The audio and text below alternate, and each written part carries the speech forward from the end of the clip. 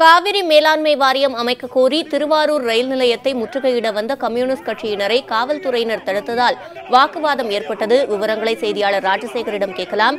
ராஜசேகர், தற்போது அங்கு தள்ளுமுள்ளு ஏற்பட்டதை அடுத்து நிலவரம் எவ்வாறு உள்ளது? விவரங்களை சொல்லுங்கள்.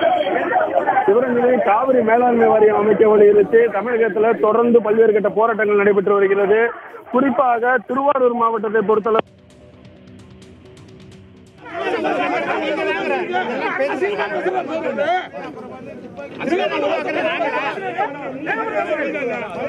காவிரி மேலாண்மை வாரியம் அமைக்க வலியுறுத்தி கடந்த 3 நாட்களாக திமுக மற்றும் தோழமை கட்சிகள் போராட்டம் செய்து வருகின்றன. நேற்றைய தினம் அதிமுக சார்பில் உண்ணாவிரத போராட்டமானது நடைபெற்றது.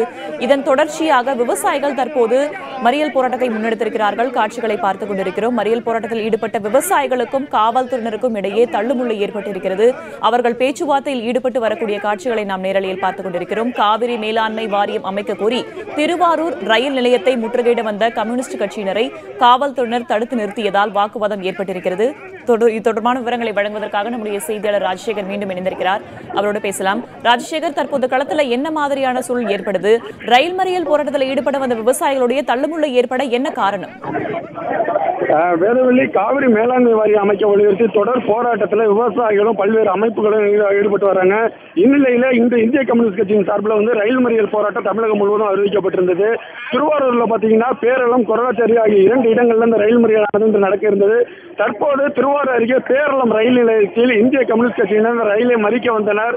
அந்த ரயிலை மறிக்க வரும் முன்பே அவர்களை கைது செய்வதற்கான நடவடிக்கையை காவல்துறையினர் ஈடுபட்டு வந்தார்கள். அந்த கைது செய்வதை கண்டித்துதான் அவர்கள் தற்போது அவர்கள் கடுமையான வாக்குவாதம் நிலவுகிறது. அப்போது காவல்துறையினருக்கும் இந்திய கம்யூனிஸ்ட் கட்சியினருக்கும் தள்ளுமுள்ளு ஏற்பட்டது. தற்போது வரை அவர்கள் 2 பேருக்கும் கடுமையான வாக்குவாதம் என்பது நடைபெற்று வருகிறது. இங்கு ஏராளமான போலீசார் இந்த பகுதியில் குவிக்கப்பட்டிருக்காங்க. அந்த மயிலாடுதுறை, திருவாரூரிலிருந்து மயிலாடுதுறை செல்லும் பயணிகள் ரயிலை தான் இவர்கள் மறிப்பதற்காக இங்கு வந்திருக்கிறார்கள். ஆனால் காவல்துறையினர் 3 அடுக்குகளாக பாதுகாப்பு போட்டு அவர்களை முன்னதாகவே தடுத்து நிறுத்தியுள்ளனர். இதனால் அவர்கள் சாலை மறியலில் ஈடுபட முயன்றார்கள். தற்போது காவல்துறையினர் அவர்கள் தள்ளி அந்த ரயில் தண்டவாளத்தில் தற்போது நின்று அவர்களிடம் கடுமையான வாக்குவாதத்தில் ஈடுபட்டு வராங்க.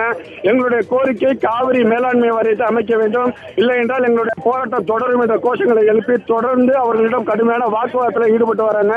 இங்கு நன்னிலம் டிஎஸ்பி அருண்குமார் இருக்காரு. அதே போன்று காவல் ஆய்வாளர்கள் இவர்களிடம் தான் தற்போது இவர்கள் கடுமையான அந்த வாக்குவாதத்தில் ஈடுபட்டு வராங்க. வேதவள்ளி, தகவல்களை வழங்கியமைக்கு நன்றி ராஜசேகர்.